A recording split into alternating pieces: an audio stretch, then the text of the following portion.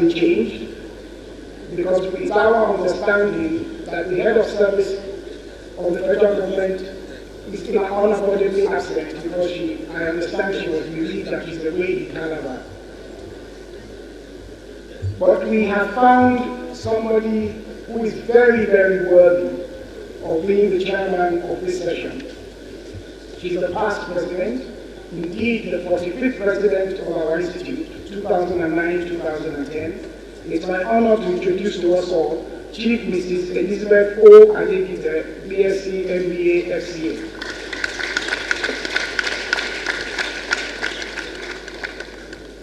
The paper presenter today is Mr. Christopher Nyong, FCA. He became a member of the International Public Sector Accounting Standards Board in 2017. He is currently the Auditor General of Cross River State, a position he has held since June 2003. He is also the presiding chairman of FAC Subcommittee on Implementation of International Public Sector Accounting Standards in Nigeria, where he provides leadership on IPSAS, that's International Public Sector Accounting Standards, IPSAS adoption in the country. He was chair of the body of federal and state auditors general in Nigeria from 2007 until 2013. He has 10 years of experience in banking as financial controller, head of energy sector, and branch manager, Cooperative Development Bank PLC, and also Chartered Bank. Mr. Nyong served on the Governing Council of the Institute of Chartered Accountants of Nigeria from 2008 to 2011. He was chair of the Institute's Accountants Investigating Panel from 2010 until 2011. He has been listed in the Who's Who in Cross River State, Nigeria. Mr. Nyong has a master's degree in accounting, a master's degree in business administration, and a bachelor's degree in accounting from the University of Calabar, Nigeria. He also holds the CPFA, CFE, and FCA credentials. Ladies and gentlemen, I present to you Mr. Christopher Nyong.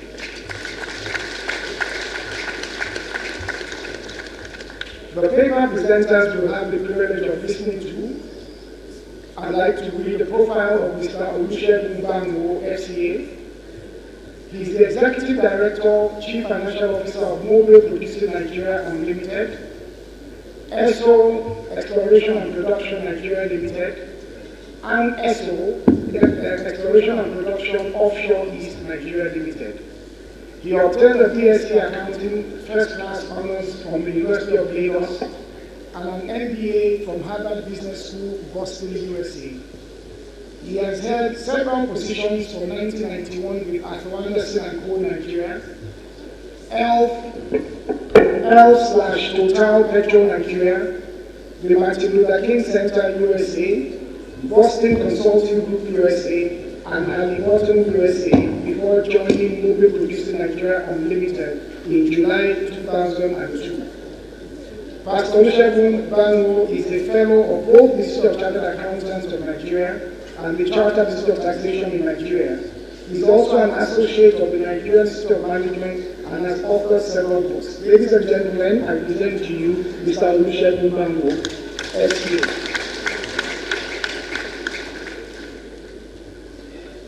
Another paper discussant is Mr. Soji Apama, who is the co-founder of the Integrity Organization Limited by Guarantee in 1995. At Integrity, he was one of the initiators of the Convention on Business Integrity, CBI, a project launched in Lagos in 1997 to promote ethical business practices, transparency, and fair competition in both the private and public sectors. Soji has since 2015 been a business ethics trainer on business ethics for various cohorts of the Stanford Institute for Innovation in Developing Economies SEED program in West Africa. He's also the convener of the annual Christopher Colade Lecture Series on Business Integrity, now in its 6th year. Mr. Panta led the design, piloting, and implementation of the Corporate Governance Rating System, CGRS, now in use at the Nigerian Stock Exchange. He is the lead trainer on professional ethics for the International Maritime Anti-Corruption Network, MACN, working on the Nigerian Ports Reform Project. He was also a consultant to the UNODC on their project titled Promoting Ethics and Transparency in Business Transactions in Nigeria. Mr. Soji Akamba, who for a number of years was consultant to the Governance and Institutions Policy Commission of the Nigerian Economic Summit Group. He has worked on very high-profile, sensitive assignments for many years and is the author of several research reports on different aspects of governance. Ladies and gentlemen, I present to you Mr. Soji Akamba. I will now hand over to our distinguished Vice President, Chief Mrs. Adekite. Thank you, ma'am. The 53rd President of our institute, Malam Ismaila Zachary, FCA, MNI, our First Lady in ICAN, we recognize your presence and support. The Presidency of the Institute, our revered past presidents, council members, distinguished fellows and associates of the Institute of Chartered Accountants of Nigeria, ladies and gentlemen. This second session, which is the second plenary, focuses on ICAN accountability, index, reform, public sector management for the future. This derives from the theme of this conference itself, which focuses on our nation, Nigeria first. And I think the main important thing we must take away from all of this is that we should be more patriotic. The Americans are proud of America. The people in Singapore with pride will tell you what their nation is now. And so it is with most developed countries. And we should be able to say we are proud of this country because we will attain the dreams, the lofty dreams that we have set for ourselves as a nation. And I want to congratulate the organizers because the chairman of the conference committee gave us insight as to regarding the Constitution and what our requirements of good citizenship demands of us. And I think it's something that we must reflect on from time to time. Whatever we do as chartered accountants, first and foremost, we are Nigerians, and therefore we should contribute meaningfully to the progress and development of this nation. So Nigeria first. Accountancy, nation building. Very, very important. It has been said over and over that as accountants we play a critical role. Nigeria cannot move forward without chartered accountants. Nigeria can be transformed. The change we desire will come when we make the necessary impact and make the difference that is required of us as a profession. And our future is so important because we will leave this stage at a certain stage. And it is so important that we leave a legacy. And it is one of such legacies that we want to leave forms the purpose and the focus of our discussion this afternoon, which is accountability. Agreeing on accountability index, which will be championed by the Institute of Chartered Accountants of Nigeria. But by way of awareness, by way of sensitization, by way of enlightening and brainstorming, it is important that this session we listen attentively to the erudite speakers, experts that have been introduced, so that at the end of the day, whatever we come out with will be representative of all of us gathered together as chartered accountants in this hall. Without much ado, ladies and gentlemen, it's my joy and pleasure to call on the key speaker for this session, Mr. Chris Nyong, to take the floor. Thank you, Vice President Adekite. Distinguished colleagues, should I go up here? Am I? Okay, where? Here, thank you. We Institute of Chartered Accountants of Nigeria has asked me to do this presentation on its behalf. And the chairman of session has instructed that I should spend a maximum of 25 minutes because of all other things that we have to do today. It's a great honor for me to be chosen by the Institute to do this big assignment. The Institute of Chartered Accountants of Nigeria is the foremost accountancy body in Africa. That is not contestable. As the foremost body of accountants in Africa, ICAN is a major stakeholder in the Nigerian project.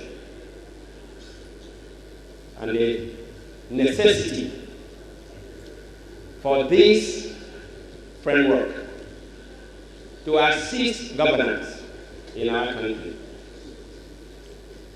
The Institute of Chartered Accountants of Nigeria believes that accountability is at the core of governance. And a credible accountability system would enhance effective and efficient service delivery to the nation, to the citizens, and it will also help those that have been entrusted with the resources of the public to be able to assess themselves, be able to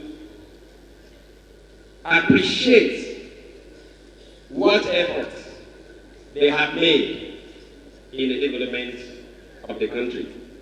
So accountability is core. If you look at my next slide, you will see a monster standing proudly. And it boasts a lot about negative things. That monster is known as lack of accountability. And those are the things that it boasts of. It boasts of hindrance to development. It boasts of waste of public resources. It boasts of shortchanging the citizens by those who have been entrusted with the resources of the state, the resources of the citizens, to manage for them. And lack of accountability is a fertile ground for corruption. And so the Institute evolves this program to help assessment of performance of government at the federal, state, and local government in our country. Because the Institute believes that accountability index that is being launched, is going to be launched by the Institute, will achieve 3 critical objectives. Number 1, it will be able to modify behavior of those entrusted with leadership positions in our country, especially in the public sector. It will also open up grounds for reforms in the public finance management. And most importantly, it will create awareness among the citizens and empower them to be able to hold government to account. So it is a process where the Institute intends to contribute to help government be able to interface with the citizens on their performance. Somebody had mentioned that accountability is not only what you do, but also what we do not do, for which we are accountable. And so simply put, accountability means taking responsibility. Taking responsibility presupposes that there is a clear policy on who is accountable to who and for what. It involves a willingness to admit mistakes. That is what accountability does. It also encourages accepting advice and criticisms. That's not entertainment, it's criticism, please. And also modify practices with respect to public finance management. And that is the concept of accountability. Nigeria has experienced a very serious infrastructure gap. And this is majorly contributed by corruption. Corruption has hit us hard. Infrastructure has been non-existent in most places, most spheres. Some decayed, and some have suffered a lot of setback. And so there's a big gap. But we are also aware, the institute is also aware, that government has taken some steps to address corruption. One of these steps is the bold step in adoption of ICAN in our country, which we are privileged to be involved in implementing. But we must emphasize that the process of adoption of ICAN in our country is rather too slow. I'm speaking from a standpoint of experience as a member of that committee. Many states in Nigeria are yet to convert to accrual accounting, talk less of implementation of accrual ICAN. To my knowledge, only 2 states in Nigeria today have produced financial statements that are based on ICAN: Kaduna State and Lagos State. We are still very far away. So the institute is saying that the process is too slow. Government should intensify efforts ensuring that ICAN's adoption is taken for granted. It shouldn't be an issue. And if you look at my little diagram, this diagram is a step that tells us that we can see the future, we can see the aim from the first rung of the ladder, what we call accountability pathway. Every step on that pathway is a progress. First, for us to be able to see through accountability, for us to be able to follow through accountability, there has to be a policy formulation process. That is the starting point. The starting point for governance, the starting point for delivery of service, the starting point for addressing development parameters, for putting infrastructure in place as a catalyst for development begins with a policy formulation.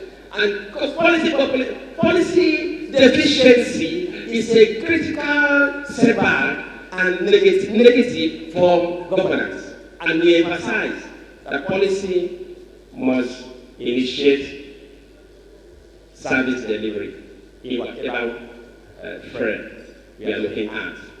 So, the policy will be able to define the objectives of government, what government intends to achieve. And this is born out of a research into what the problems of the citizens are. What do the citizens need? Policies are developed along these lines. And after the policy has been put together, there must be a strategic planning session where visions and missions of government are established and strategic initiatives are put together and an action plan is produced to guide government even in its service delivery. The next stage is budgeting. And the institution wants to put this together across that when it comes to budget, there has to be a link between policy, plan, and the budget itself. Budget should not just be a wish of a chief executive of the state or of the federal government or of the local government. There has to be a link where policy are translated into the budget through the planning process. So that when the budgets are being implemented, you will be able to assess the level of performance of the budget scientifically. I may emphasize that scientifically. So, the point here is that link must be deliberately put together. It must exist. They are inseparable. Policy, plan, and budget. And when you finish with the budget, the last stage of the implementation of the budget is a sound, transparent procurement system. I would like to talk a little bit about this. My diagrams here are just telling us that these things need to be linked together. That's what you are seeing there in that grammar. And then, so let me talk a little bit about procurement. The abuse of procurement process or abuse of procurement on its own is a very significant contributor to underdevelopment.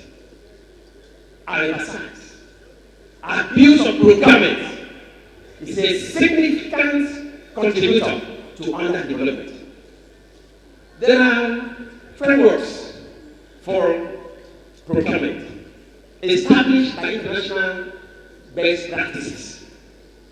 And the issue is encouraging government in Nigeria, federal, state, local government, to imbibe these principles.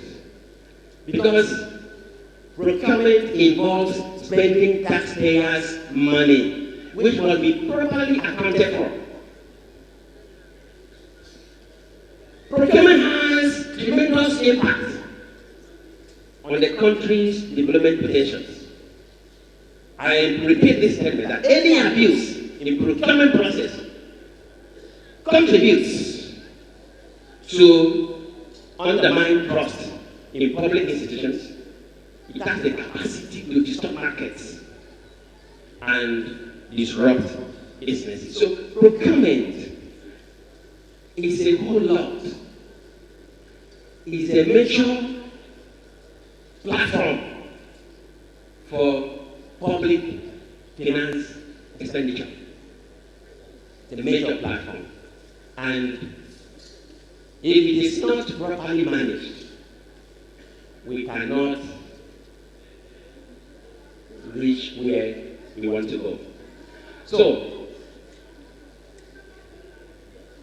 principles of procurement emphasizes that There has to be transparency in the procurement process. It should be open to everybody.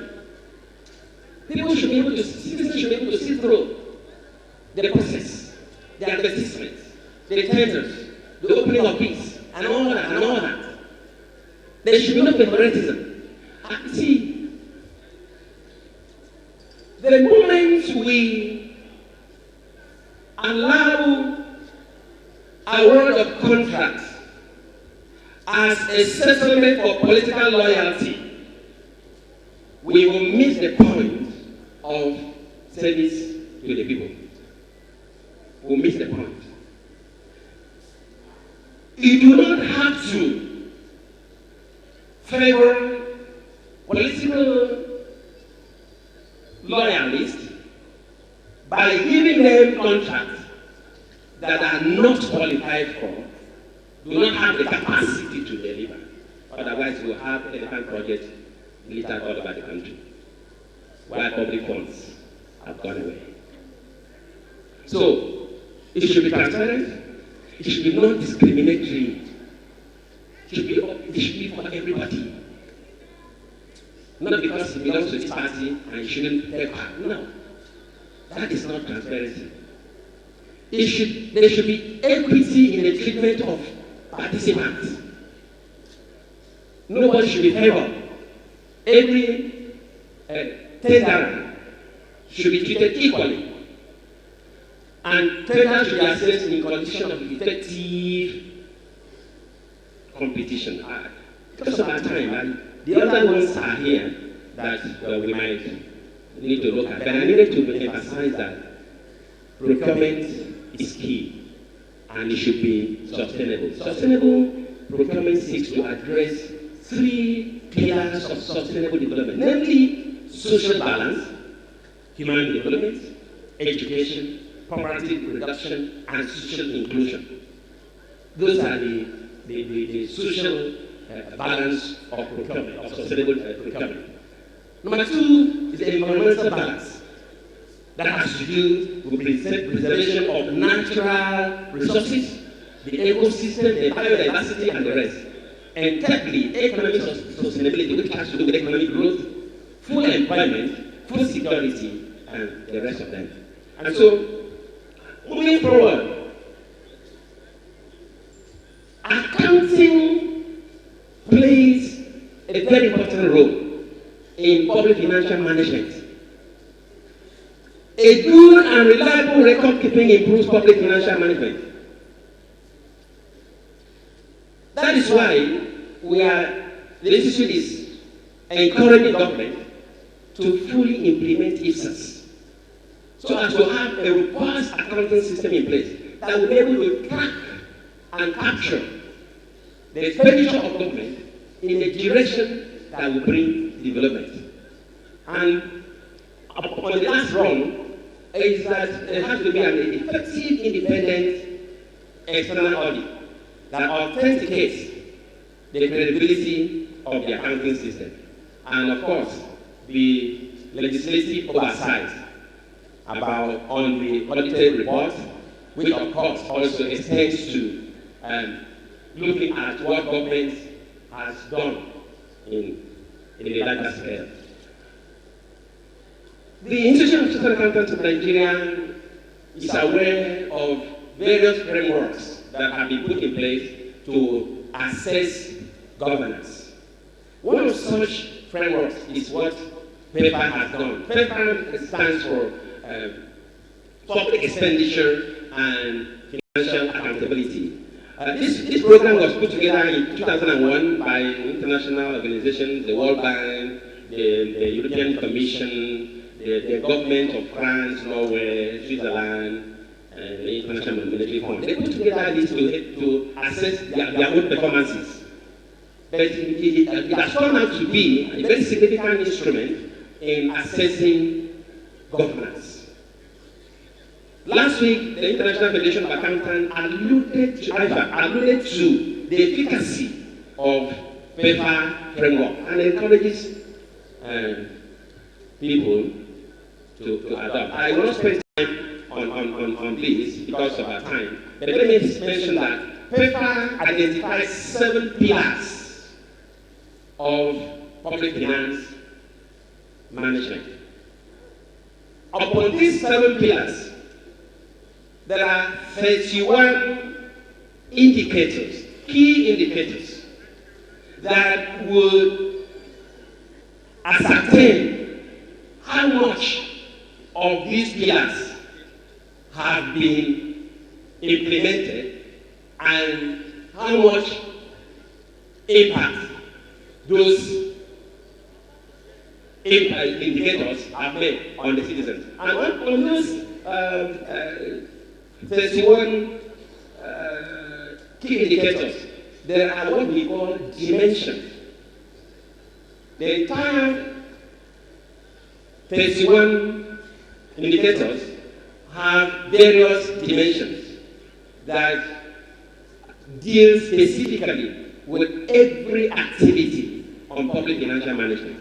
And the institute will be able to give this to us when the time comes.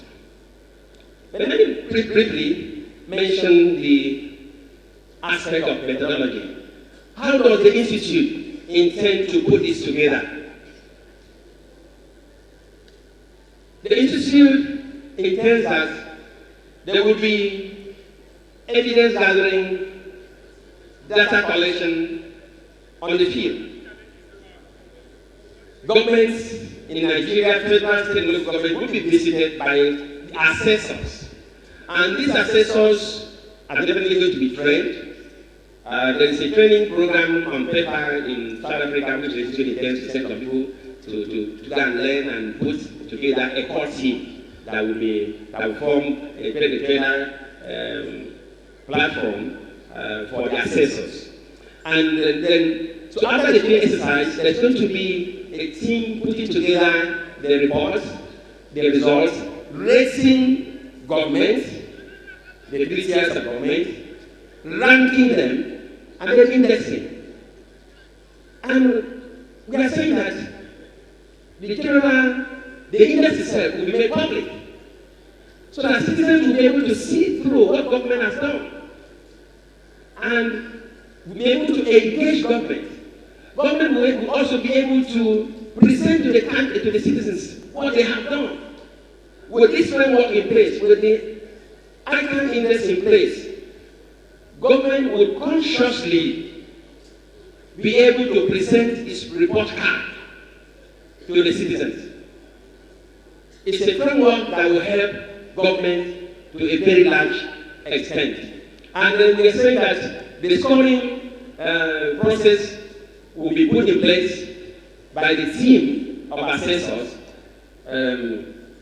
domiciled by ICAN to see how each state in Nigeria and federal government and local government perform in terms of service delivery through public financial management. I'm running up. There are partners of the institute to this project, and the institute will put them together, collaborate with them, and tidy up the framework for execution in the field. And afterwards, the states and government agencies, federal, state, and local government will be visited and administered so that the whole thing will be put together and in one document for the entire country. So why does ICAN need to get involved in this? Why all this hassle? I mentioned at the beginning that the institute is a major stakeholder in the Nigerian project, and it's been contributing to the development of this country since its inception in 1965.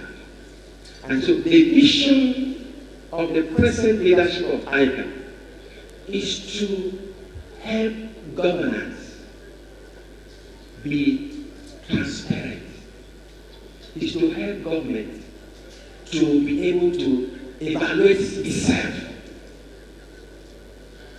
in terms of the key indicators that will signpost development. And then, as a corporate stakeholder in the Nigerian project, the public service mandate of the institute requires that ICAN should make these types of contributions to governance in our country. And it will also help the citizens to be able to hold government to account. Thank you so very much.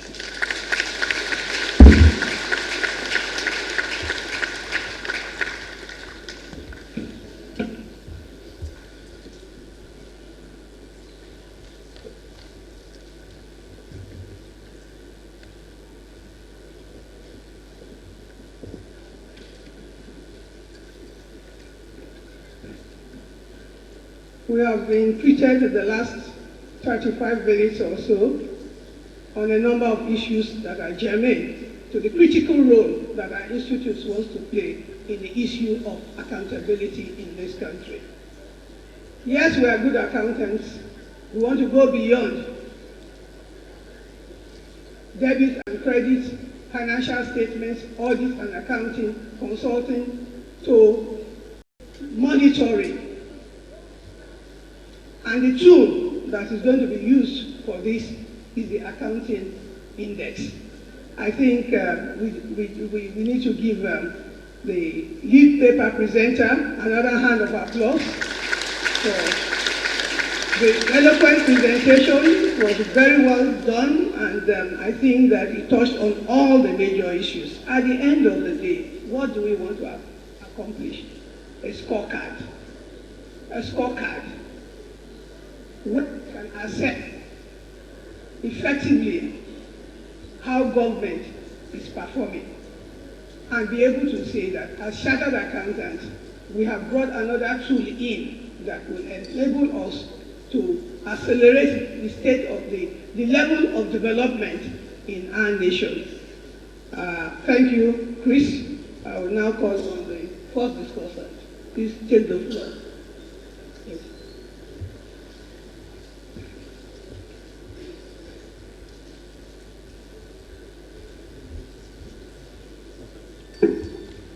Thank you very much, Chairman. And I just would like to stand on established protocol. This time last year, I made a presentation on a topic, accountability, the collective responsibility. And it was the product of that conversation that led to where we are today. After the presentation, some of us had a meeting with the president then and started talking about how do you translate talk into action. It's one thing to talk about the problems we have, and what do we do about it. So it's very gratifying that we are taking the conversation to the next level of doing something about the issues that has been identified. So without going back to what was discussed last year, which I believe some of us are still very familiar with, we went through what accountability is, the levels of accountability, how Nigeria stands relative to some established countries, to some African countries, and to some failing countries. But more importantly, the positive correlation between how accountable a country is and the GDP per capita. You remember those compelling statistics. So for today, we are broadening that conversation a little bit to the realm of governance and public finance. I'll start by just showing you a slide on some of the elements of what constitutes public finance. And as I carefully arrange layers, starting from the bottom, you see ideas generation, to policy formulation, to budget formulation, and then to the next level where you begin to go through the budget approval process, the budget execution, accounting, external audit, and then the availability of information. As we look at all of these components and assess ourselves as a country, you'll find that in virtually each of the components, there are lots of areas of improvements for us to work on in Nigeria. But more than that, we are all stakeholders in this, from the very bottom of that pyramid to the top. Virtually every one of us within the society has a role to play. Whether you are in academia, in a research body, or you are a member of a political party, a member of legislature, the procurement boards, the NDAs, or even the various state governments, the local governments, and the federal government, there is a role for everyone to play. So we are all involved in elevating the level of performance to the next level. Now, some statistics I also like to share with us. If you cannot see very well the bottom of there's a table, okay? There's a table that I put together. How is Nigeria today performing in the space of governance relative to some other countries? We've looked at the Ibrahim Index of African governance, and it will interest all of us to know that some particular countries have been consistent in the top 3. So if you look at Mauritius, Botswana, and Cape Verde, in the last 10 years, they've essentially maintained their positions. What is it that these countries are doing that Nigeria can learn from? Then we'll go to the next layer. Some of the countries that we frequently compare ourselves with. If you look at the blue line, South Africa. Even though South Africa has seen some degradation in performance in the last few years, they've been able to maintain top 6 position. Ghana, same thing, slight dip, but they've stayed within top 10. Rwanda presents a particularly compelling case. You can see from the chart, Rwanda was in the position of around 20 out of a total of 54 that were ranked, but they've since moved from a position of 20 to top 10, number 9. What is it that Rwanda did in the space of governance and public finance that we as a country need to begin to look seriously into? And in the last 2 lines, between Nigeria and Ethiopia, we are performing at about the same level for a number of years. But starting from 2012, Ethiopia sort of pulled away from us and left us behind as a country. Are there things that we need to look at that Ethiopia is doing that we can leverage and also elevate our performance as a country? For Nigeria, it's quite a sorry state. 10 years ago, or thereabout, Nigeria was ranked 37. Fast forward 10 years after, we are still number 37. No improvement.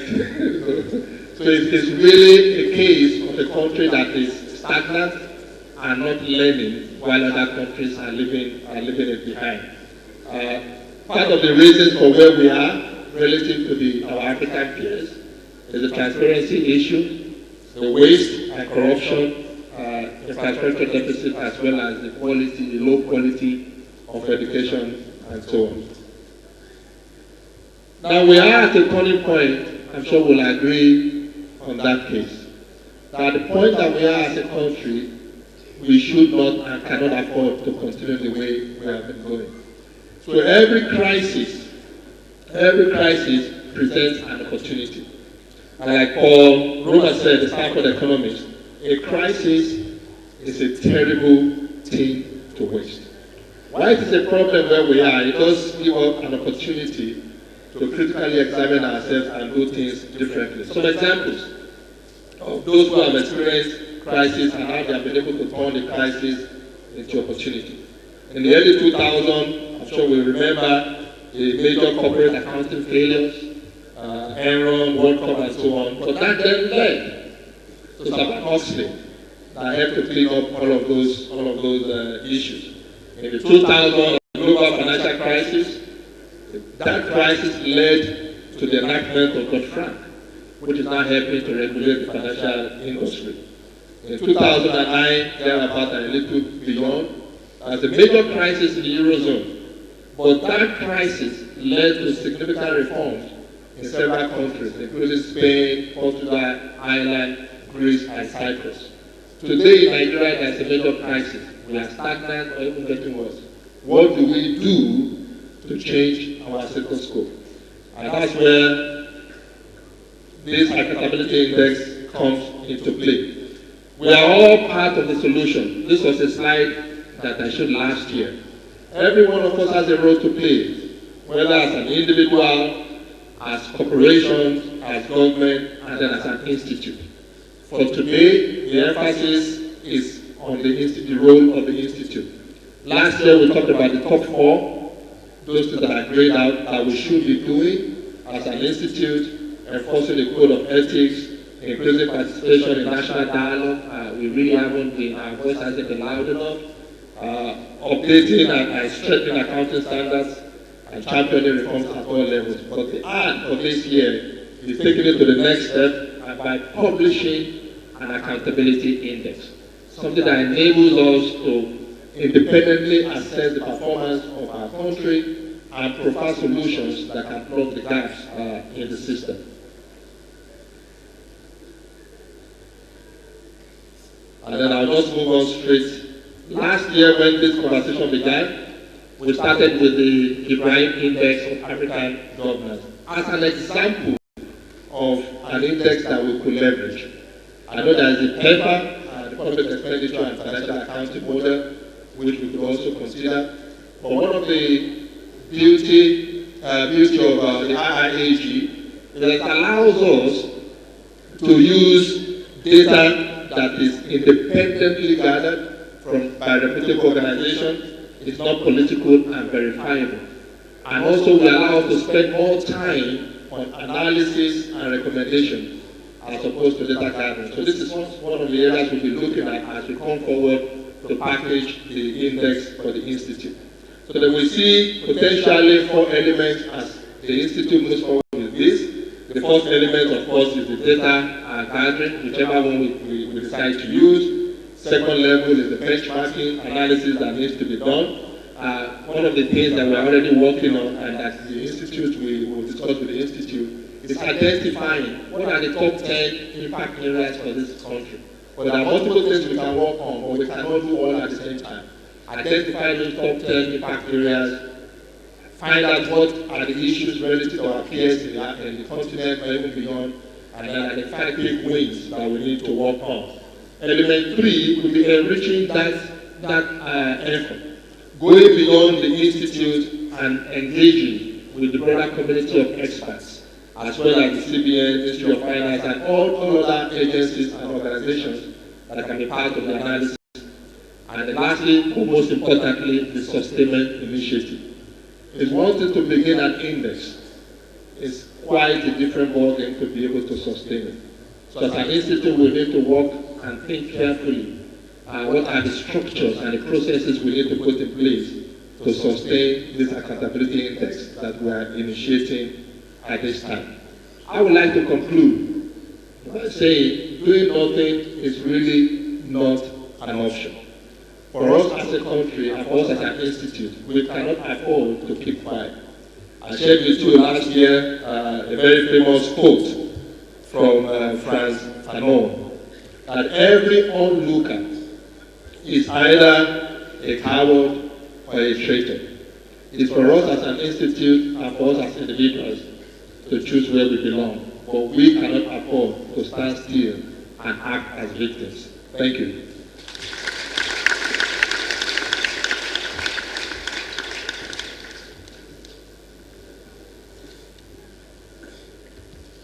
You heard it. We are going beyond just giving you a broad eye view of why we are here. We are now going in terms of discussion as to the how. And that is what I think Bango has done very, very succinctly and beautifully in 15 minutes. Thank you very much. Another hand of applause, please.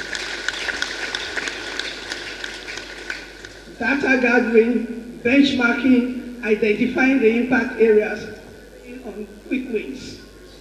Beyond the institute, sustaining the initiative, doing nothing is not an option. We'll go ahead now to the next discussant, Mr. Soji Apagba.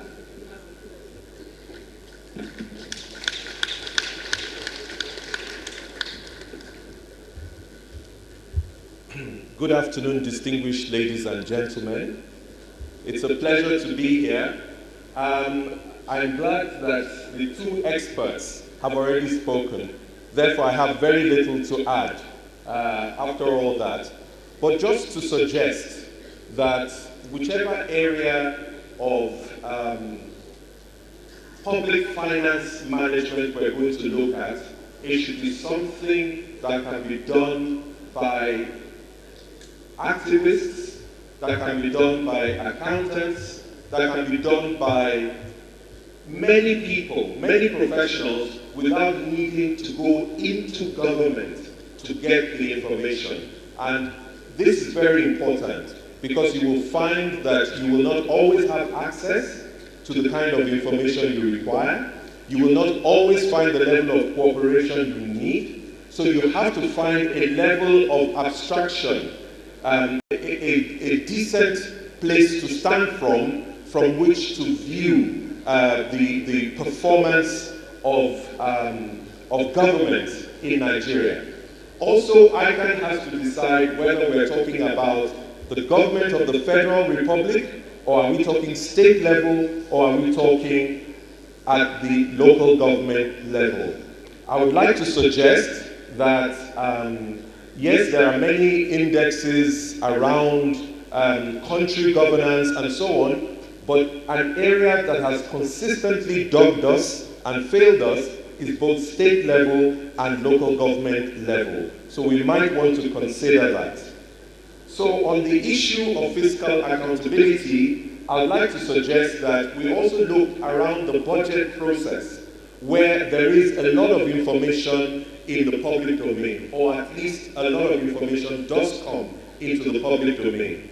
So if we look at the quality of public debate that takes place around it, the drafting, the approval, the implementation, the audit and evaluation steps in the budget process, looking to the budget outcomes, what did we spend, what did we say we will spend, what were we going to achieve in terms of policy, and how much of that were we able to get, the quality and the levels of transparency, the comprehensiveness, the timeliness of information. These are things that you can look at even from outside. Whether or not a state cooperates should be an indicator in itself. Whether or not they publish their accounts on time is an indicator.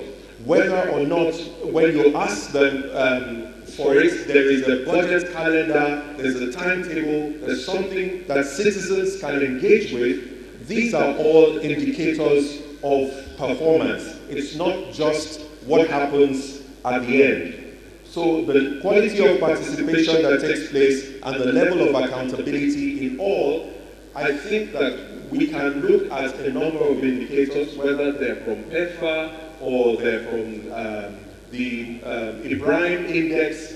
Whatever it is that we look at, we need to take things that we can get information on relatively easily. And when we gather this information, what will we do with it? I think, as has been mentioned in the key speech, it's about behavior modification. And that requires a level of standard setting. So, as also mentioned by the second discussant, benchmarking is going to become very, very important.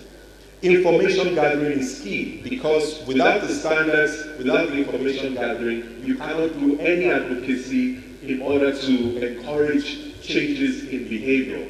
But as soon as you've got your indicators, whether they're 10 or they're 31 or however many they are, you need to be able to rank the states or the local governments or whichever bodies of government we're looking at, and this is what will generate public debate. And it is from that kind of index where there is a ranking that will generate the debate. But also, it has its own pros and cons. We'll come back to that. But I want to suggest that why would anybody actually take the ICAN accountability index seriously? It will be because there are clear incentives. And I want to suggest that there are 4 types. Just publishing the index alone, publishing the figures, so long as the methodology is credible, will already get the public speaking, and it will create a level of debate that will bring a clear positioning for ICAN. And if ICAN is able at the same time to advocate a clear position on reforms that need to take place for states to improve their performance in the next round, it will have a lot of relevance as a body. It will improve the relevance of ICAN, and it will position ICAN in a very important place. But for the state governments, it should affect the perception of their partners. Who wants to deal with a state that is consistently at the bottom of such a table on the level of accountability? Which of the institutions that make loans would like to give a loan to a state that is consistently at the bottom? Or who even wants to give a grant or partner with the state on a poverty alleviation project, or do any kind of counterpart arrangement with a state that is consistently at the bottom? So that should be an incentive for ICAN to drive at as well. But the ultimate thing is to get the index to become part of the rules. So if, for example, it is a subnational level, getting the federal government to recognize that index as representative, as saying something, so that it doesn't get into certain funding arrangements with those who do not make it on that index. I think that would make it a very important index, and one that people cannot ignore. If it is regularly quoted by, say, the World Bank or others who are able to, even alongside the issuance of bonds, for instance, citizens should know, and the investing public should know, where is that particular state in the ranking on accountability before you go and invest in their bonds. Something like that should be in the rules, that you should at least be above the minimum for you to then go to the market and try to raise some money. And in the end, for the states themselves, they should know if they are consistently compliant, it would build them goodwill. And where there is a problem in the state, they have a bank to draw from, something that the citizens can look at and say, but this state, we expected more. It's almost unspoken today with the behavior of Kaduna state government and Lagos state government, that if there are some errors with accounting, I think most people in the room will doubt that there was any mischief to start with, and they will give them the benefit of the doubt first. It creates a certain level of goodwill if you are consistently compliant. In terms of funding, and I think we need to talk about funding, because if we're going to sustain this initiative, we need to look about at where the funds will come from. There are grants and contributions that are possible, but it depends on what ICAN wants out of it. Do you want to use it as a badge with which to market the institution, or is it really about just keeping it sustained for decades? So you have to look at where those grants and contributions will come from, how much should come from ICAN's own sources in order to minimize the risks and make sure that you can get professionals who do this for a living to be focused on it, and it's not just people within ICAN doing it part-time.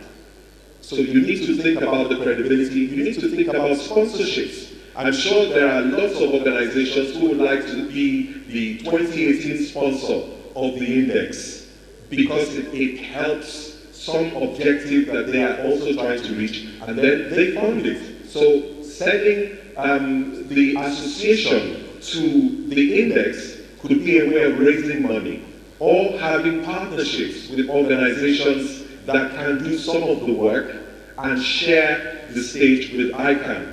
But after a while, once it's been published for a while, doing analyses and preparing publications that help people understand the reason why some states are performing better than others, or some local governments are doing better, or even doing predictive analyses and so on, could be an area where some information could be sold for the future. I'm suggesting that a combination of all of these things should be looked at by whichever committee is charged with the responsibility of doing this.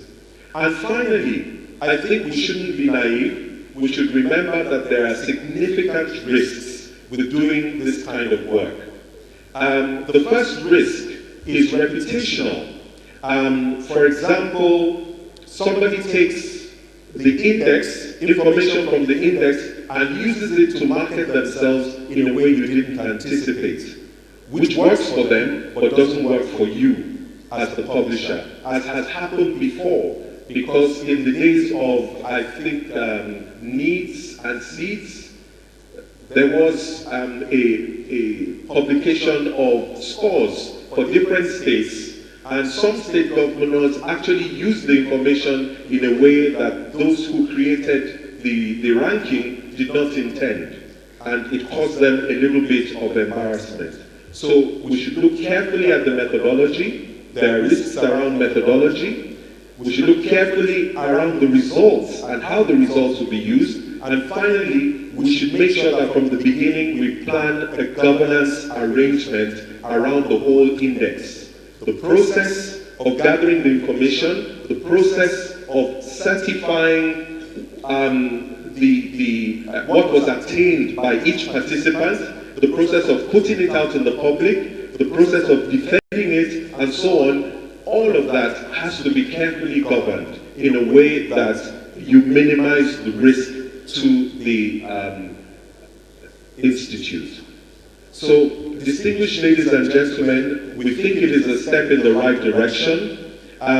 There has been an attempt to do something like this amongst corporate bodies, which is the corporate governance rating system, now in use at the stock exchange. It is now a part of the Securities and Exchange Commission's rules for getting listed in the premium segment of the stock exchange, and all listed companies are now being required to get a CGRS score, which then helps it to become institutionalized. I pray that the same sort of development will come out of this effort. Thank you very much.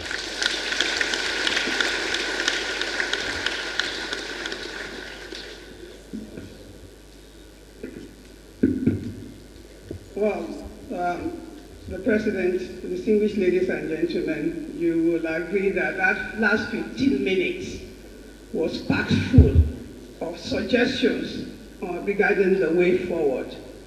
And I'll just spend 1 minute before we go to question and answers. And the most important of all is that he says, yes, you are embarking on something, but be careful because there's some risk. But he said that, he didn't say don't move forward, but be cautious. I think that is part of one of our principles of, is it prudence? We don't want to be conservative, but we want to move on, but we must know that there are implications that we must bear in mind. Also, the advantages were enormous. He talked about the incentive for improvement, recognition of the indices, what the goodwill that will come from it, that you ensure that whatever we do, the methodology is credible and it lacks bias. I think these are very important. And he talks, of course, about the levels. I think there's no doubt about it that it is going to apply to all the levels. I think it's the relevant governance at whatever level, be it local, be it state and federal, will benefit from this. Ladies and gentlemen, another hand of applause to Sanjay, please. We will now go to the question and answer session, please. If you have, and you please indicate by identifying yourself, just raise your hand so we can see. We'll start. One on this side. Yes, I can recognize that hand there, please. One. Just move on, please, to the microphone. Somewhere there. This side, please. Two. Any person on this side? Yes, I can see that hand. Thank you very much. Please stand up. Thank you. On this side, I can see a lady.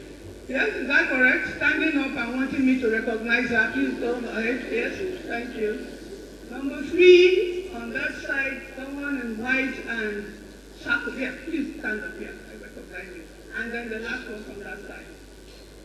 Anyone there? No? What about up in the gallery? Anyone in the gallery that wants to ask the question? No. Thank you very much. So, interventions from the floor. Please go ahead.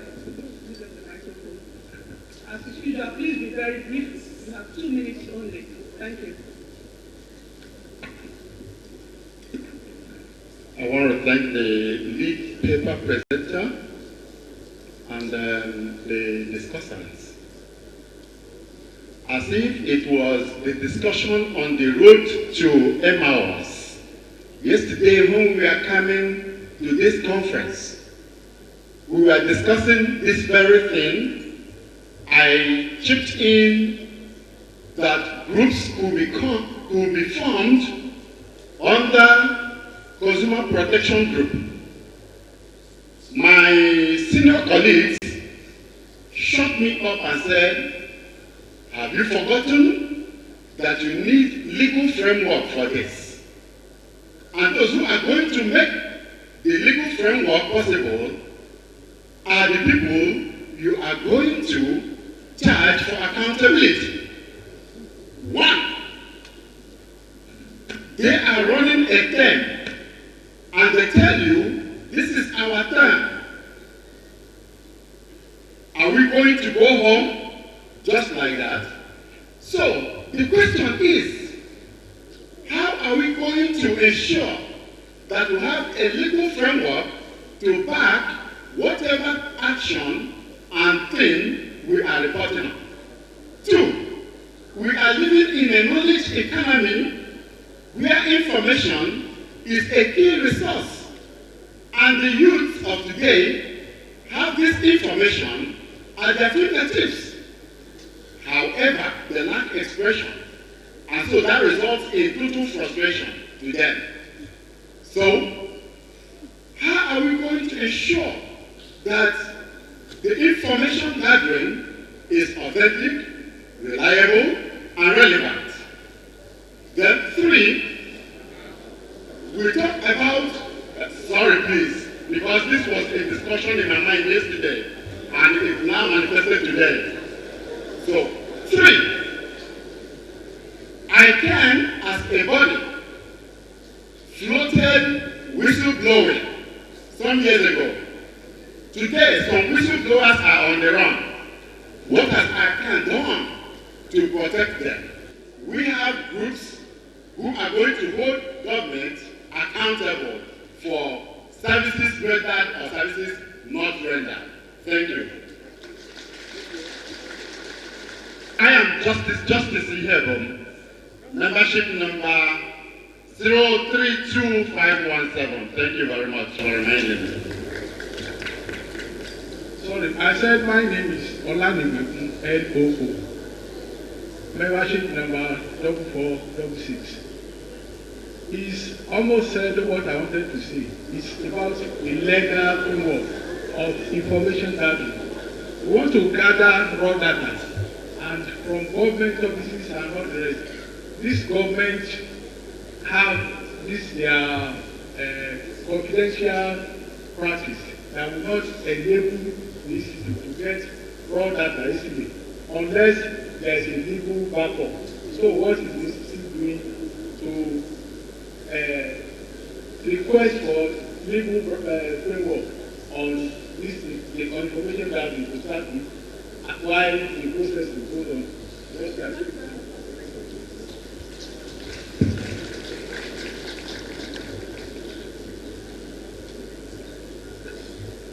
My name is Ekwen VEN FCA 16225.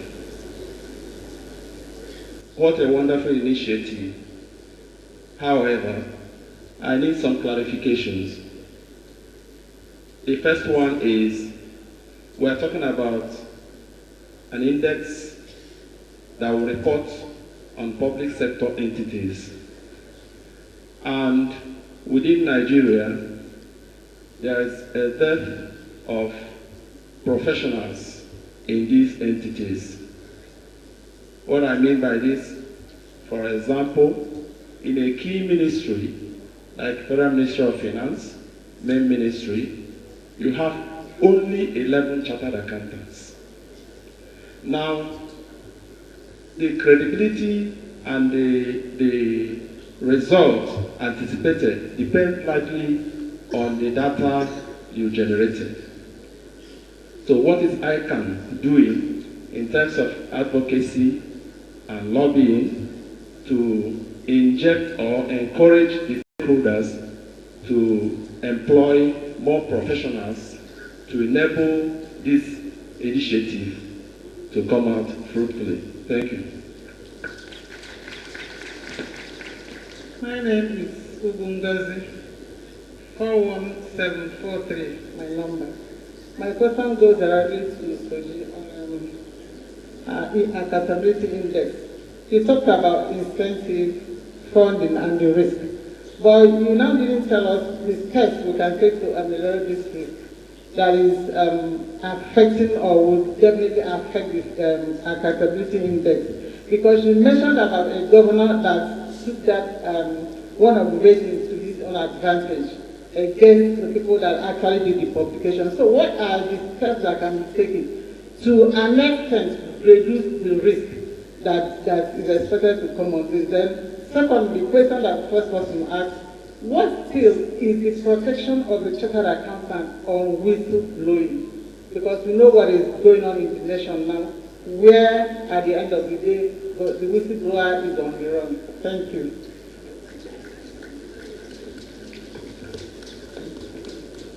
My name is Hambulu Victor, 08381. My question focuses on the gap between empirical results and the actualization in the public sector. In Nigeria, we seem to rely so much on work which is being done, which is backed towards empirical results. You said something about making inquiry on results, like the process in approving of budgets, time, you can actually identify the gaps. But in research, if we can't really translate these results in an empirical form, even to take it out there to argue it out, we seem to not rely on it, like what is obtainable in a developed country. In the developed world, so far the evidence is there, they rely beyond that. But here, you don't have the information, it's like your word against mine. That seems to be a problem. How do we address it? Thank you.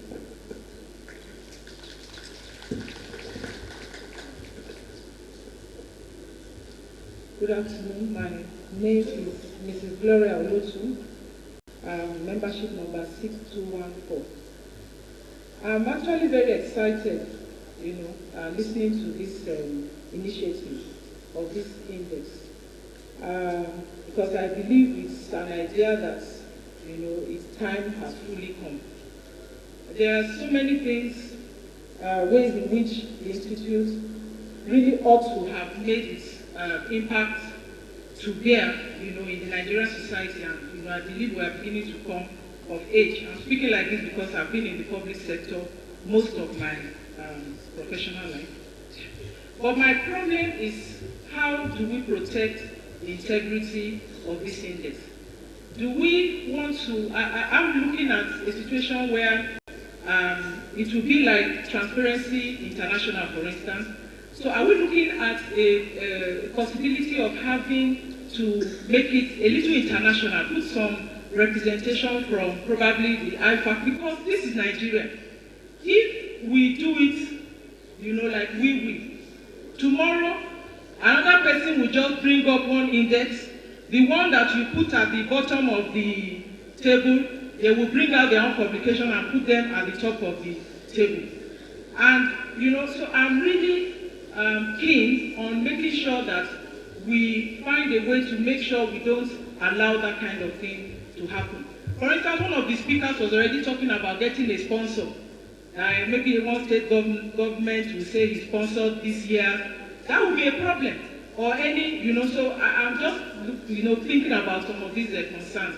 How are we going to protect integrity? Are we looking at putting some form of international face to it. Thank you very much. My name is Oyebadi Oyedepo, membership number 6789. My question is going to Mr. Chris Nyong. I saw the components of the accountability, pathway to accountability, and I discovered that most of them are already on ground. But the problem is implementation, and that is why people are circumventing it. Now that ICAN is trying to, introduce another initiative, what is the assurance that people are not going to circumvent it again? Then, don't you think ICAN need to partner effectively with enforcement agencies to ensure that those laws are implemented and Nigeria can be on the path of growth and development? Thank you.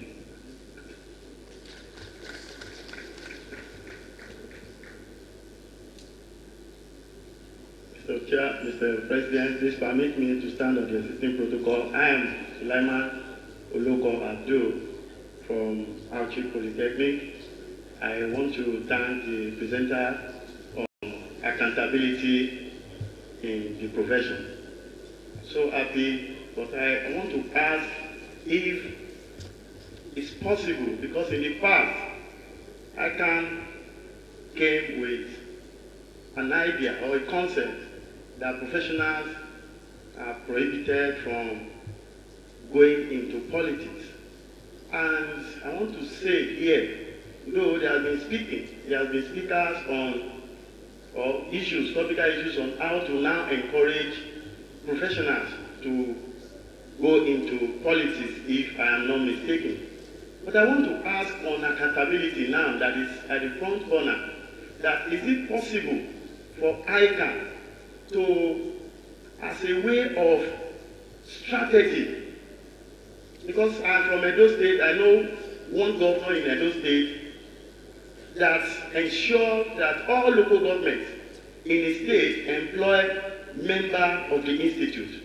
I'm talking about Comrade Adam Oshomole. Though there was the other professional bodies took him to court, and he won that the employer had the option of choosing whoever he wants to employ. So I am thinking, is there any way the institute can strategize a little, as in buy into the administrators or governors of states, whether at the local level or at the federal level, to see how, because if you are not there, you are not there. So if our members can be represented at various tiers of government, so that what we teach here can be a kind of market or suggestion or in form of proposals to the administrators or chief executive. Thank you. Good afternoon. I'm Samira Adoya, taking membership number 40907. 40907. My question is about what the Institute is doing about inclusion of youth in building. Because the main problem now in this country is the exclusion of youth from the nation building. While our forefathers have the vision also, but the youth have a vision, they have a passion, and they have more at stake. I realize that the Institute has approved a facility arrangement between the FCA and the ACA, which is like 10 to 5 years difference. So I think it's further widening the gap between the youth getting involved in this and then the other parts of the country. I was thinking that maybe at some point in time the Institute may be thinking of reserving maybe 2 seats maybe for the youth under, and when I talk of youth, I'm talking about people under the age of 40, under 35 who have the vision, and especially in the area of information technology, I think the youth have a lot to contribute. So what is the Institute actually doing about inclusion of youth?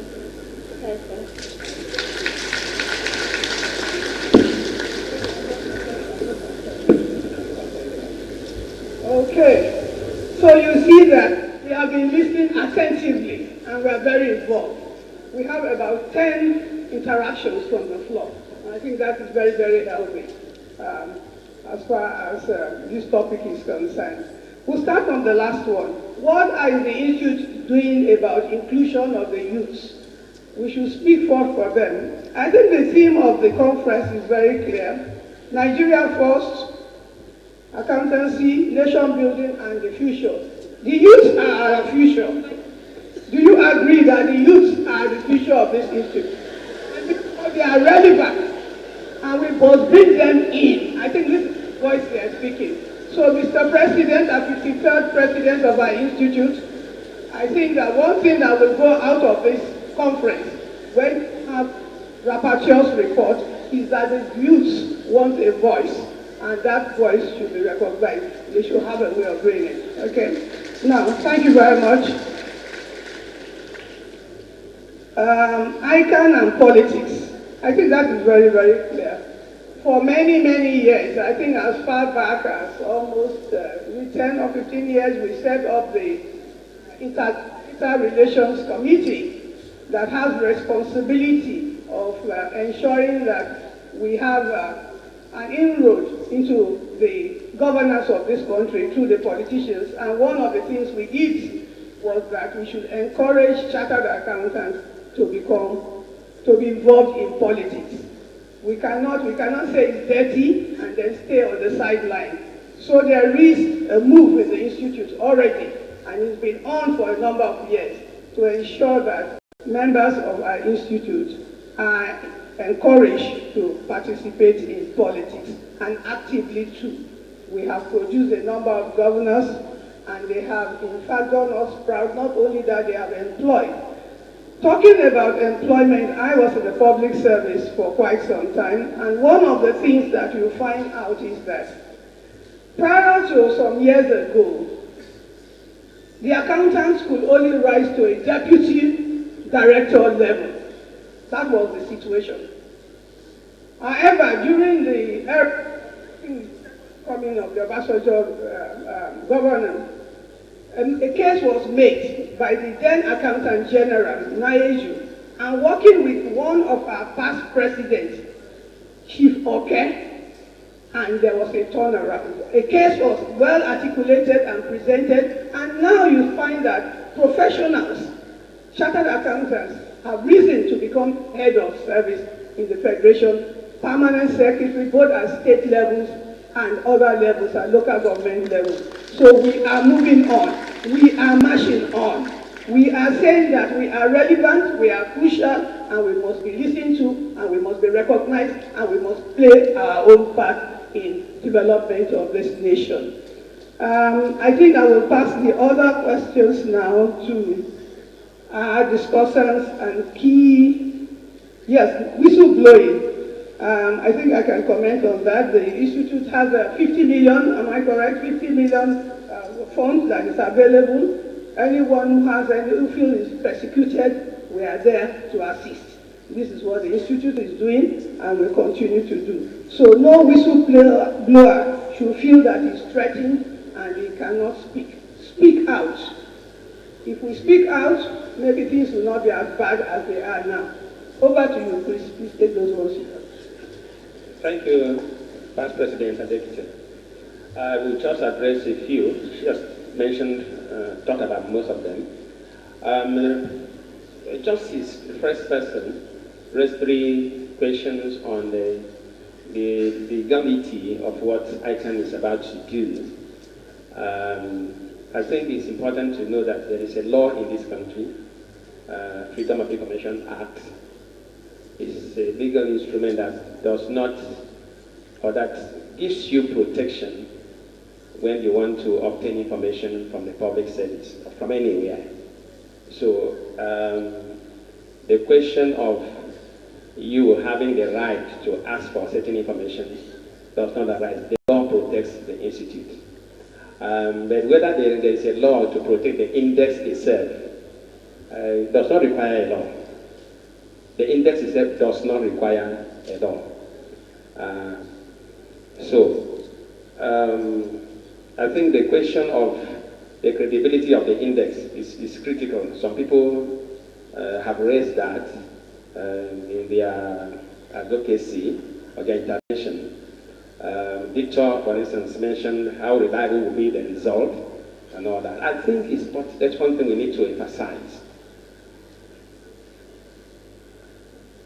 We do not need to bother about whether government will give us information. Any government that does not give us information has already failed in one of the indicators. I told you about indicators, key indicators. Key indicators, one of them is availability of your information in the public domain. The budget, for instance. Is your budget available in the public domain? Is your financial statement available in the public domain? So if we don't see it in the public domain, it's a minus. And if we ask you for information and you refuse to give us, it's a minus. So that alone is an incentive for you as a government to volunteer information that the assessors require to assess you. It is in the public interest.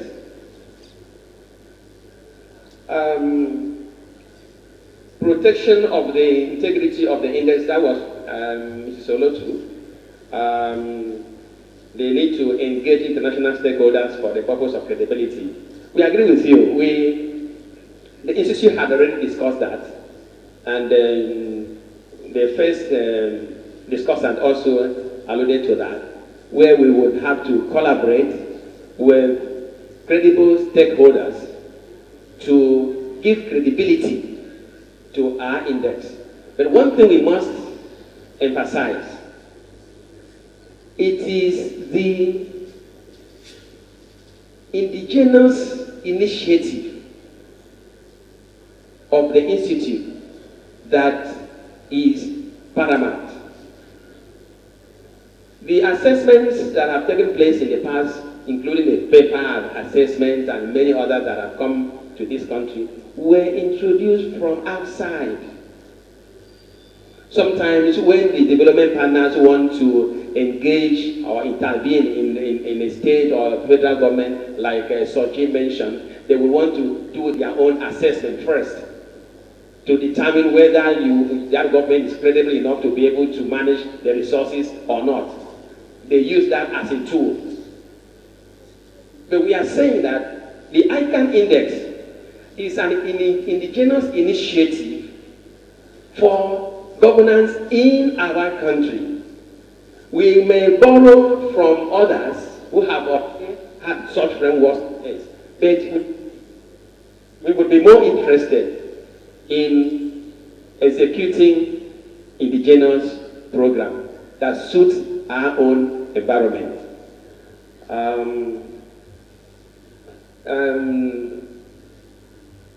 Bade, Mr. Oyedepo, asked what was the assurance that what we are initiating will not be circumvented, because already we have this pathway of policy formulation and the rest of them are already on the ground.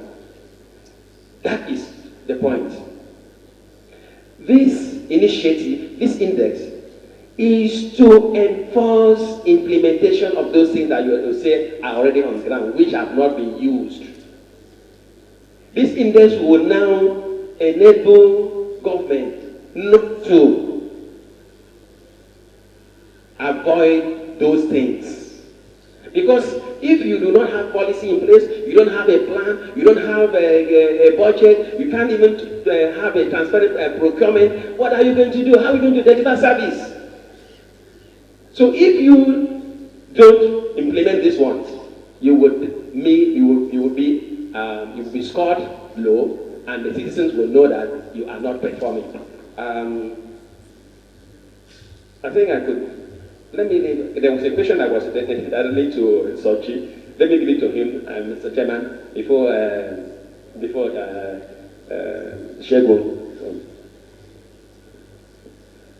Thank you very much. I'm glad I had the opportunity to clarify what I meant by sponsors and partners. Certainly, it is bad business anywhere for you to take money from people that you're assessing. It's not done anywhere in the world. You cannot do that and be credible. So that was not my suggestion. In terms of partners, you will find that there are many international partners that are interested in supporting what you're doing. The work that we did with the stock exchange, for instance, to build the credibility, we appoint from the start international observers. And the international observers worked with us from day one till we patented the initiative and launched it. So they could publish their independent report at the end of the process, which gave credibility outside the country as well as inside. So for you to protect the integrity of the index, you might want to consider such an arrangement with other accounting standard boards to which ICAN is affiliated, and they can shadow the process from beginning to end and write their own report. I think that also it was mentioned that you can publish an index and then you have tomorrow another person publish a rival index that shows the people who are at the bottom of this one at the top of that one. It is due to the quality of advocacy that has been done with your index, whether yours survives or not. It's a marketplace of ideas, and anybody can publish what they want. After all, there were two standards of video, those who knew the video cassettes. There was one VHS and there was another called Betamax. One was a better quality technology, but the one that had content and was everywhere is the one that lasted, not necessarily the one with the best technology. So marketing becomes very, very important for your index. And the rate of adoption by critical stakeholders is also an indicator for whether or not it will last. In terms of protecting the whistleblower, you will find that the kind of information we're talking about is not the kind that you need whistleblowers for. Whether an account is submitted at the due date or not, it's not a requirement for a whistleblower. They are generally neutral types of pieces of information that go into this kind of index. So that doesn't even arise in the first place. In terms of the steps to ameliorate risks, and it is around the governance. For the initiative, the index that was created with the Nigerian Stock Exchange has a board. The board has 3 subcommittees. One that supervises the ratings, one that does quality assurance, and another that manages the rules, which is always looking out for risks and is ready and prompt to intervene in case any risks are coming, and they are the ones who do the risk management. So you have to think about the governance from the beginning in order to be able to protect it. In terms of the quality of information and the collection, that is a function of the design of the rating system in the first place and the index. So it is designed to ensure that it's information that can be collected and information that can be independently verified. Thank you.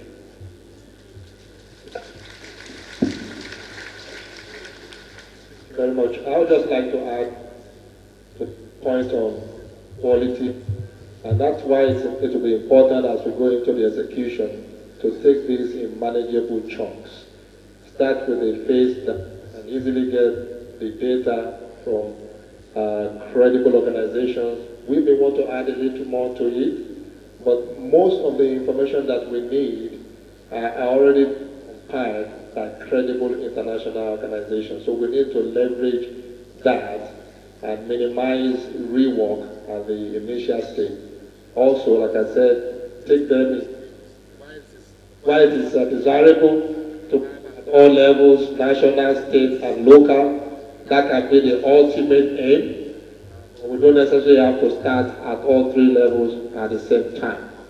But beyond data collection and publication, I think we have to go to the next level. So what? with the data that we have been able to gather, what is the message for each of the people or the organizations that we are assessing? What are the impact areas? What are the quick wins? What do they do with that data? That's where I can add value. Just putting out data there and ranking is nice to have, but it's really good of helping those organizations or governments to be able to do some data. Thank you.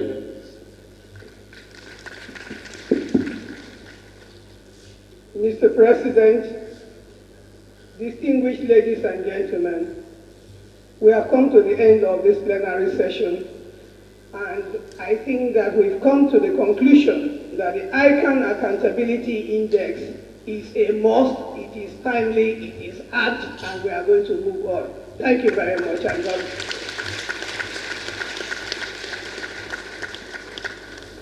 I'd like to invite Dr. Shweta, our immediate past president, to assist us to give out gifts for this session that just completed.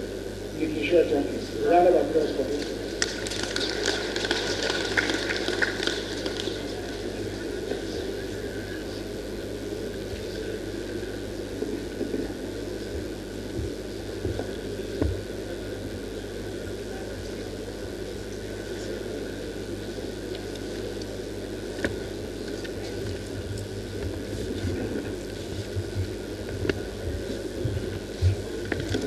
Thank you very much. This is for my brother, Chris. I want to thank you for your contributions and for coming to grace this occasion.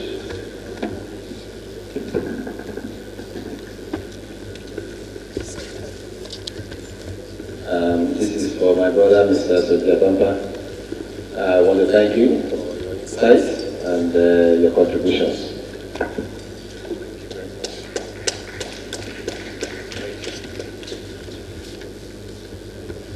This is my brother, they are all my brothers.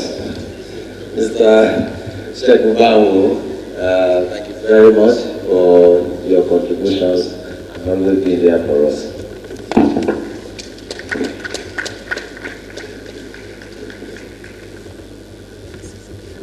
Alright, and this is for the chairperson of the occasion, the past president, Chief Mrs. Adegite. Thank you.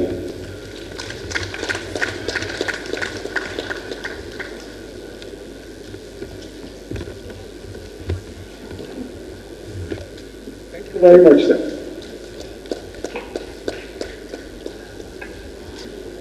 We would now like to launch the Accountability Index. To assist the ICAN president in getting this done, I'd like to invite the representative of His Excellency, the Ogun State Governor, His Excellency, the Victoria Muslim SPA, Senator Bola Hundada, to come to the list, please. A round of applause for Senator Bola Hundada, please. I'd also like to take the indulgence of Mr. Andrew, the ICAN-ngr, from the General of the Federation, to join them, please. A round of applause for him.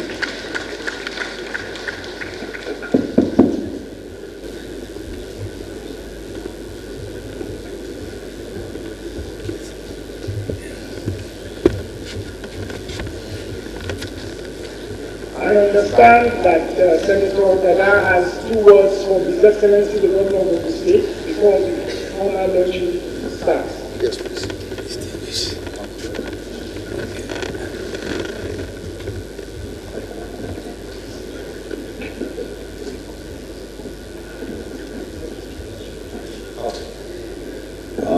President, Vice President, distinguished guests, and House.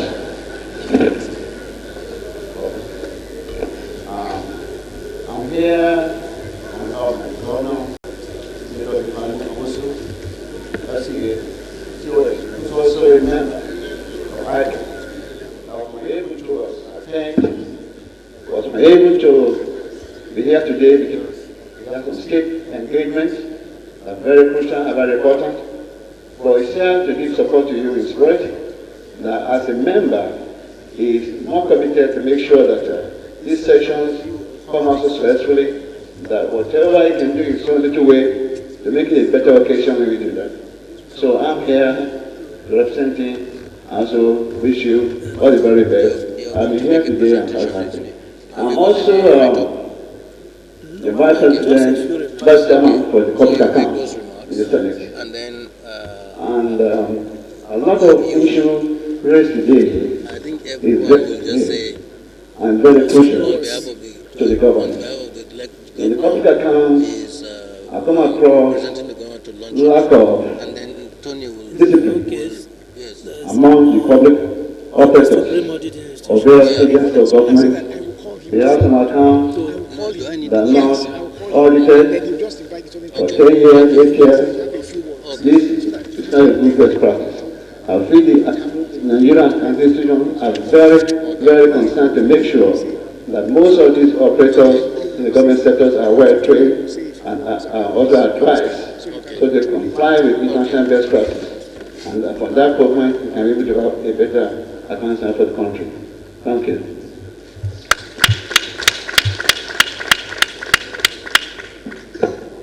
Thank you very much, Senator Dada. A round of applause for him, please.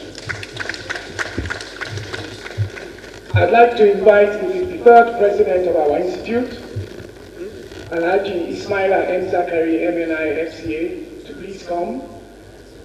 And then he will then initiate how our index will be launched. Thank you very much. Thank you very much. Let me say a big thank you to the chairperson of this session, Chief Mrs. Elizabeth Omerita Adegite, FCA. Thank you for the conduct of this session. Let me also say a big thank you to the lead presenter, Mr. Chris Nyong, FCA, and the support presenters, Mr. Shegun Pamo and Mr. Sajia Pampa, a very good friend of mine. Thank you very much.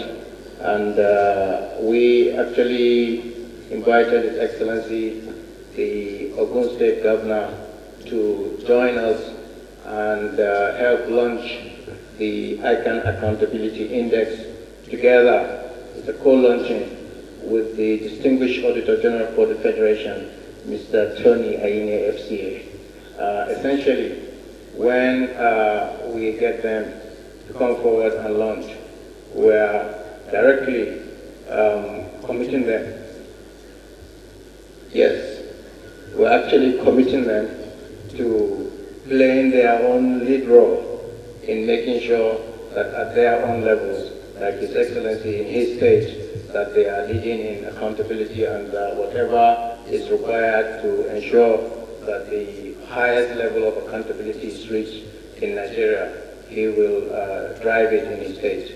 At the same time, the Auditor General for the Federation will also do the same within the realm of his own authority. So it is my honor and pleasure to invite the distinguished Senator Dada, who is here representing His Excellency Governor Ibukule Amosun, FCA, to come forward with, of course, I think sorry, Senator, please. I beg your pardon.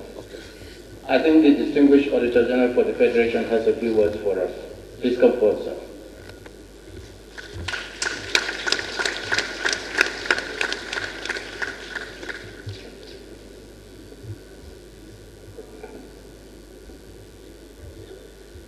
Thank you, the President of our great institute. Permit me to stand already established protocol. Let me commend this noble initiative of the ICAN Fiscal Accountability Index. I want to say that this assessment should not just, like the paper presenters have stated, should not just be restricted to the federal, but should go down, state and local government. One thing that stands very clear, quite often, attention is focused on federal and perhaps states, and neglecting the local government, which is the grassroots.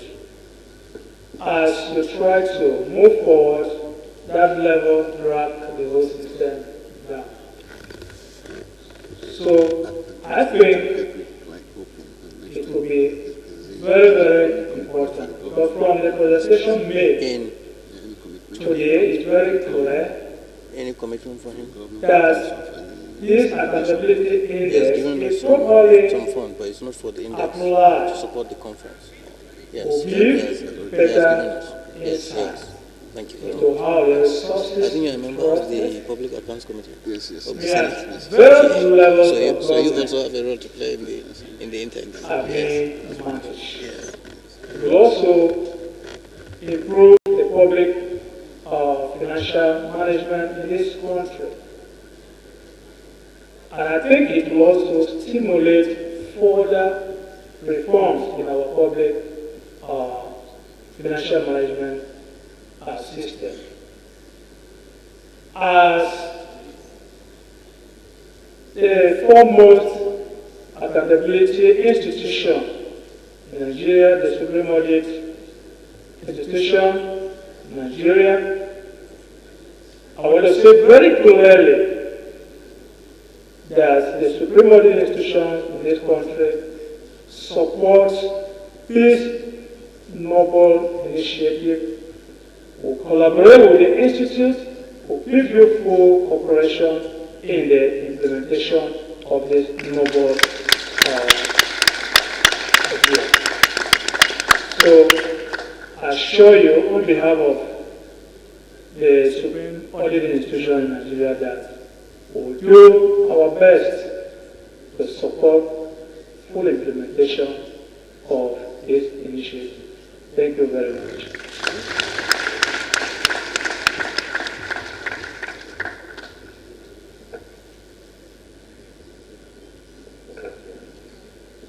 Thank you, distinguished Auditor General for the Federation. Now it's now my honor to invite distinguished Senator Dada to come forward, and then we join hands and launch the ICAN Accountability Index, which will be presented next year sometime in August, inshallah. And I want to also say that the distinguished senator himself is part of the accountability system and the process because he is a member of the Public Accounts Committee of the Senate. Yes. Yeah, thank you very much. Yeah, I think the initiative is well supported. I think any profession, definitely there should be accountability. It's for good service delivery, is to embed international best practice, also to make ease of business. So these are the more critical time for our nation. That we need this kind of initiatives to reposition ourselves and the way we do business in this country. So we can be able, as a body, to move forward the frontier of financial reporting in this country. So on this basis, we join hands together, declare this on topic.